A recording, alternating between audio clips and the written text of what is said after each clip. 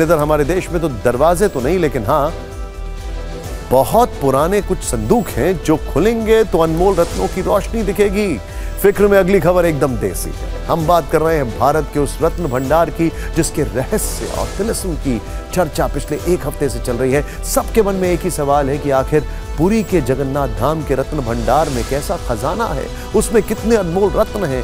तहखाने में बने रत्न भंडार में 2 कक्ष हैं। अब जरा डिटेलिंग देखिएगा। 2 कक्ष हैं, बाहरी कक्ष और आंतरिक कक्ष, जहां भक्तों के चढ़ाए गए बहुमूल्य गहने, आभूषण, हीरे और जवाहरात रखे हुए हैं। बाहरी कक्ष 14 जुलाई को दोपहर 1:28 पर खोला गया। आंतरिक कक्ष को शुभ मुहूर्त में यानी आज सुबह 9:51 पर खोला गया। आंतरिक कक्षों में रखे गए 12 संदूकों को स्ट्रांग रूम में शिफ्ट करने की प्रक्रिया शुरू की गई। 46 साल पहले 1978 में आंतरिक कक्ष को खोला गया। कमेटी ने आज खास तौर पर पूरे राजघराने के गजपति महाराज दिव्य सिंह देव को भी बुलाया। आंतरिक भंडार के अनमोल आभूषणों से भरे बक्सों की शिफ्टिंग उनकी निगरानी में हुई। इस दौरान स्थानीय प्रशासन के साथ भंडार का सर्वे करने के लिए एएसआई की 11 सदस्यों की टीमें भी मौजूद थी।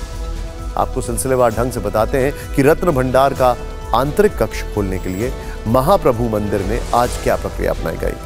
सुबह 8 बजे से जगन्नाथ मंदिर में श्रद्धालुओं के प्रवेश पर प्रतिबंध लगा दिया गया। ओडिशा सरकार की पर्यवेक्षण समिति के सदस्य सुबह 9 बजे मंदिर में गए। सबसे पहले इन लोगों ने पारंपरिक पोशाक में महाप्रभु जगन्नाथ, भगवान बलभद्र और देवी सुभद्रा की पूजा अर्चना की। उनसे रत्न भंडार के अतिरिक्त कक्ष में रखे बेशकीमती सामान को शिफ्ट करने का आदेश मांगा। फिर आंतरिक कक्ष को शुभ मुहूर्त सुबह 9:51 पर खोला। इसके बाद आंतरिक कक्ष में रखे गए 12 बक्सों को अस्थायी स्ट्रांग रूम में शिफ्ट किया गया। पूरी प्रक्रिया की वीडियोग्राफी की गई और मंदिर के आसपास सीसीटीवी कैमरे लगाए गए। कहा जा रहा है कि जगन्नाथ मंदिर के आंतरिक कक्षों में जो बक्से रखे हैं उनमें 12वीं शताब्दी से भी पुराने रत्न हो सकते हैं। जब इन बक्सों को खोला जाएगा और अंदर रखे रत्नों की जांच की जाएगी तो पता चलेगा कि आखिर इनमें किस काल या किस राजा के अर्पित किए गए कौन से रत्न हैं। यह पहला मौका है जब आंतरिक रत्न भंडार के बक्सों में रखे रत्नों का रहस्य सामने आएगा। वैसे जब बात रहस्य की चली है तो एक इंटरेस्टिंग और हैरान करने वाली जानकारी आपको दे दें।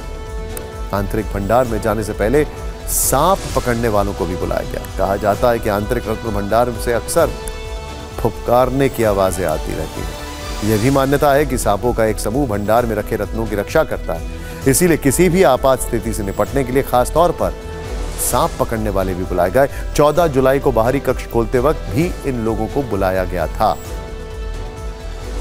जगन्नाथ मंदिर के आंतरिक कक्ष से जिन बक्सों को बाहर निकाला गया है उनमें कौन कौन से रत्न रखे गए हैं, इनकी जांच के लिए आरबीआई और आभूषण विशेषज्ञों की एक टीम बनाई गई है। आपको बता दें कि आंतरिक कक्षों से रत्नों को बाहर निकालने और उसे फिर आंतरिक कक्ष में रखने से लेकर तमाम प्रक्रिया को पूरा करने में 4 फेज में बांटा गया है।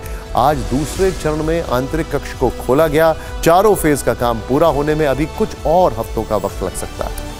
अभी जगन्नाथ मंदिर में रत्न भंडार से क्या क्या मिला है इसकी आधिकारिक जानकारी सामने नहीं आई है। बताया जा रहा है कि आंतरिक कक्ष में हीरे, जवाहरात और सोने से भरे 12 बक्से हैं। 1805 में चार्ल्स गोम ने खजाने का डॉक्यूमेंटेशन किया था। उस दौरान 64 सोने चांदी के आभूषण थे, 128 सोने के सिक्के थे, 1297 चांदी के सिक्के, 106 तांबे के सिक्के और 1333 प्रकार के कपड़े।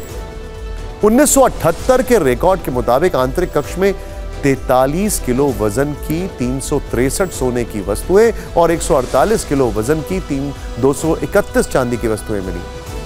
इससे पहले रविवार को रत्न भंडार के बाहरी कक्ष में रखे सोने, गहने, रत्न और आभूषणों को लकड़ी के 6 बक्सों में सील करके शिफ्ट किया गया।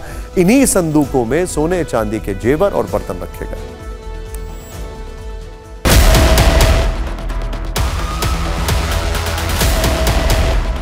भीतर भंडार खोल के उसका एक एक अलमीरा हमने खोला। एक अलमीरा को 1 नंबर अलमीरा में शिफ्ट किया, 2 अलमीरा का 2 नंबर अलमीरा में शिफ्ट किया। हमने टोटल 4 अलमीरा, 3 संदूक वहाँ पे पाया।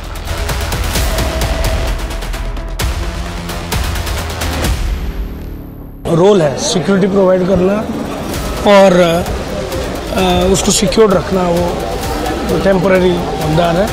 उसके अलावा सीसीटीवी सर्वेलेंस और other aspects of security has been taken care of.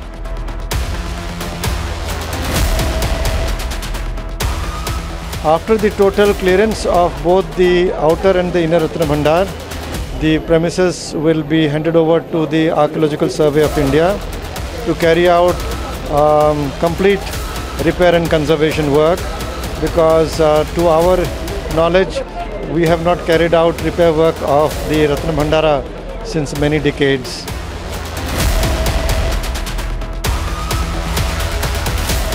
Thereafter, all the jewelries, valuables from both the Bhandaras, which have been temporarily kept in the strong room outside next to the Ratna Bhandara, will be shifted back to the original place and the inventory process will begin.